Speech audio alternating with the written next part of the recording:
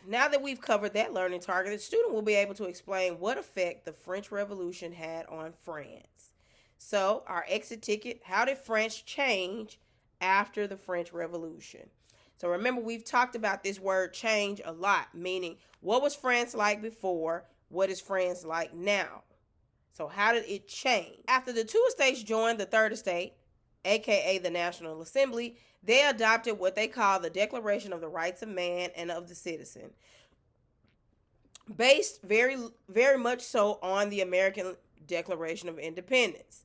So some of the things they said, that men are born and remain free, that we have a right to liberty, property, security, and resistance to oppression. The document also guarantees citizens equal justice, freedom of speech, freedom of religion. So that should sound familiar to our Declaration of Independence. Then they proceeded to enact several reforms, among them an end to titles. So no more lady, lord, monsieur, madame, or even doctor. They got rid of all titles because everybody's equal now. They took over the church lands and money. So church officials had to be paid through the state. So the Catholic Church lost quite a bit in this revolution. Lastly, they came up with a new constitution where they limit their monarchy. Remember, the word monarchy means king and queen. So we're going to limit our king and queen, and we're going to give them a constitution and a structure similar to a Congress so that they don't have all power. Meanwhile, in 1791, Louis XIV, that guy here, and his wife Marie Antoinette decided to disguise themselves and try and flee to Austria. Unfortunately, they get caught and they're returned to Paris, and ultimately they have to accept this limited monarchy, meaning you're still king and queen, but you're limited in your powers. The new National Convention, which was where their Congress-like structure got rid of the kings and queens. So in the previous slide, I talked to you about how they had a limited monarchy. Well, they decided to have a new National Convention and set up a new government. At this point, they decided we don't want kings and queens at all because, again, everybody should be equal. And they declared that France would be a republic. Remember, a republic is where we vote our representatives in. Despite the importance part that women played in the revolution, women are not going to be given the right to vote.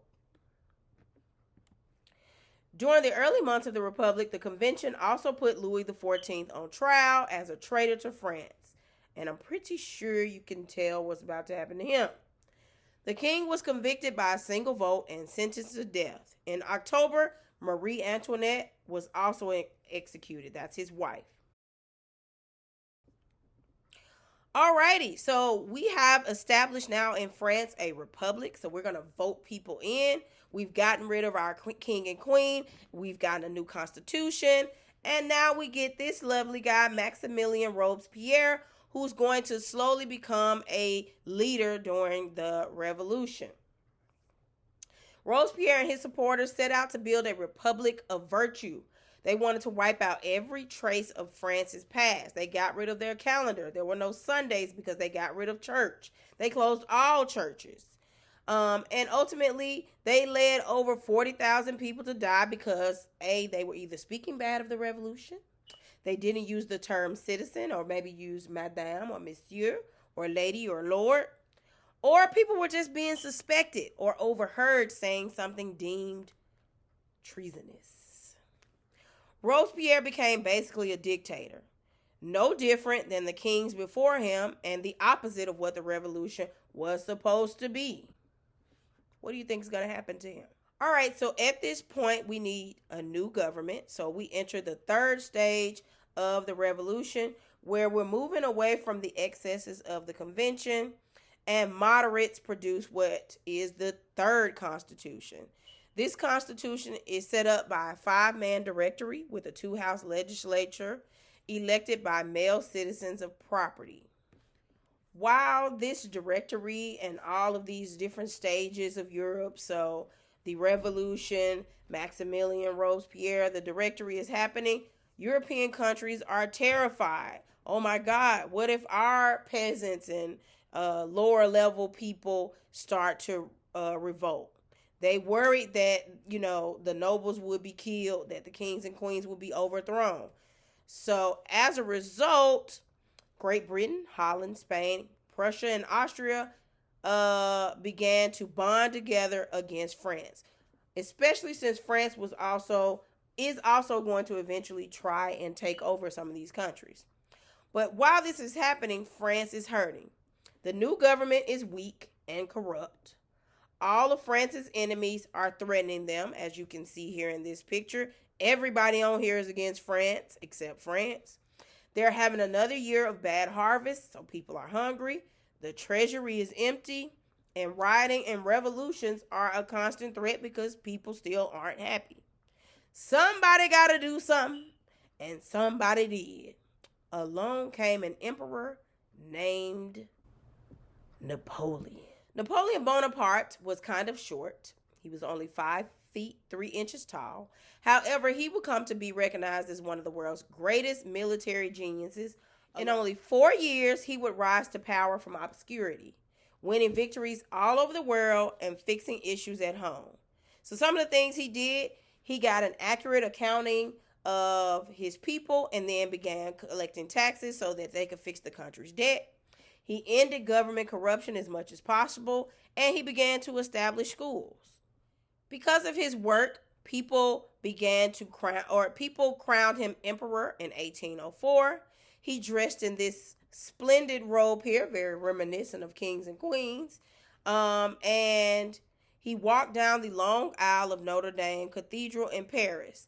While the Pope waited for him, he eventually crowned himself, basically saying, I don't need to be crowned by the church. I am the ruler. I run things now, not the church. By 1812, France had taken over a good portion of Europe. Anything here in the dark blue is owned by France, and anything here in the light blue are dependent states, meaning they're dependent on France for their well-being.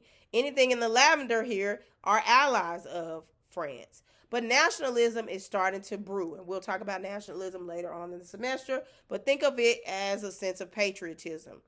Other people who were in countries that were initially independent began to resent French rule.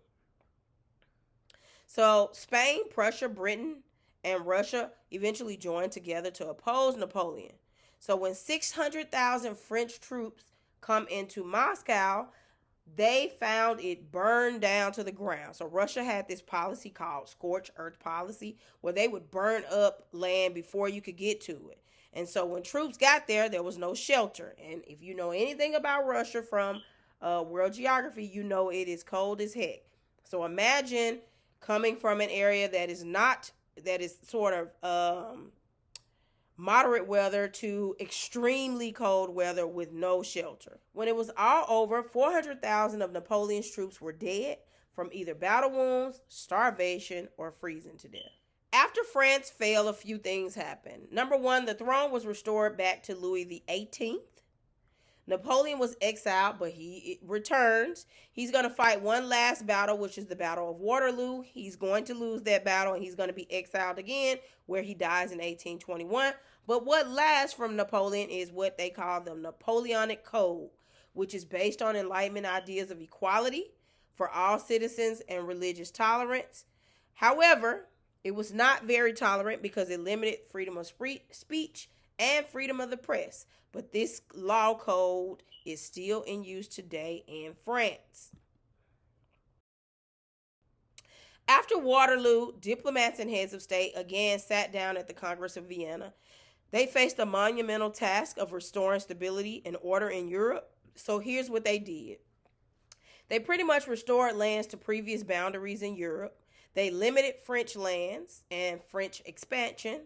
They restored hereditary monarchies in France, Portugal, Spain, and Italy. So whoever they believed to be in line to be king at the time of Napoleon, they put that family back in as monarchs or kings or queens.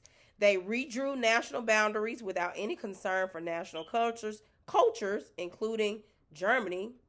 But while this is happening, Germany is dreaming of a stronger, more unified nation, which will lead to bigger problems later on. Alrighty, we are at the end. I know this video or these videos were sort of long, Apologies. But here is your final question in a complete sentence. How did the French Revolution change France? Or you can tell me how it changed the world. So your sentence starter, because this has to be in a complete sentence. The French Revolution changed France, or you can say the French Revolution changed the world because, and then fill in the blank. Make sure your name and period is on your paper, and then place it in the black bin.